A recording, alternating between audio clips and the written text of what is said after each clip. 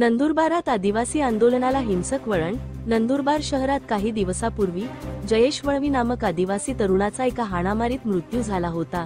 या घटनेनंतर दोषींवर कडक कारवाई करावी अशी मागणी करण्यासाठी जिल्ह्याभरातून हजारो आंदोलक हातात अनेक फलके घेत मोर्चा काढत जिल्हाधिकारी कार्यालय येथे जमा झाले।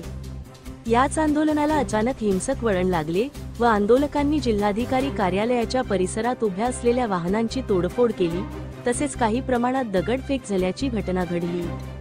पोलिसांनी आंदोलकांना पांगवण्यासाठी लाठीमार केला, यामुळे काही काळ जिल्हाधिकारी कार्यालय परिसरात तणावाची स्थिती निर्माण झाली होती। या घटनेत 2 पोलीस कर्मचारी गंभीर जखमी झाले। आंदोलकांनी प्रशासकीय इमारतीच्या खिडक्यांच्या काचा फोडले आणि आरोपीला फाशी द्या असे घोषणाबाजी करत निदर्शने केली। आक्रमक जमावाला पंगावण्यासाठी पोलिसांकडून अश्रुधुराच्या नळकंड्या फोडण्यात आल्या। या आंदोलनात जवळपास 20,000 आंदोलक जिल्ह्याभरातून सामील झाले होते।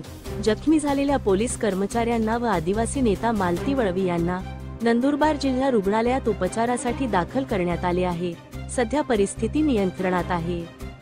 धुळे क्राईम न्यूज साठी अब्दुल रहमान मलिक, धुळे।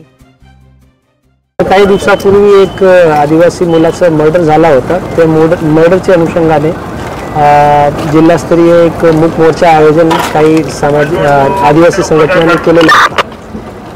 त्या मोर्चामध्ये जे काही चार्जड मुलं होते आणि काही असामाजिक तत्व होते, त्यांनी निवेदन दिल्यानंतर जे शासकीय कार्यालयाचे प्रेमाइसेस मधली जे काही गाडी होती ते तोडफोड करण्याचा प्रयत्न केला। त्यांना नाईलाजास्तव आपल्याला सौम्य लाठीचार्जचा वापर करून डिस्पर्स करण्यात आला। त्यानंतर जे रिटर्निंग क्राऊड होती त्यांनी दगडफेक केली आणि त्यांना सुद्धा ते डिस्पर्स करण्यात आला। शहरामध्ये सध्या शांतता आहे आणि पोलीस पेट्रोलिंग सुरू आहे। माझी सर्व नागरिकांना माझी विनंती आहे, जे काही मोर्चा होता तो मूक मोर्चा शांततेत निघावा असे आवाहन करत असताना देखील काही लोकांनी त्याच्यामध्ये चुकीची गोष्टी केल्यामुळे अशा प्रकारची परिस्थिती झाली। तर सर्व नागरिकांना माझी आवाहन आहे, पोलीस प्रशासनाने त्या तपासामध्ये सुद्धा काम केलेलं आहे आणि आता सुद्धा पोलीस प्रशासन सर्व जे काही परिस्थिती आहे त्याला हाताळत आहे।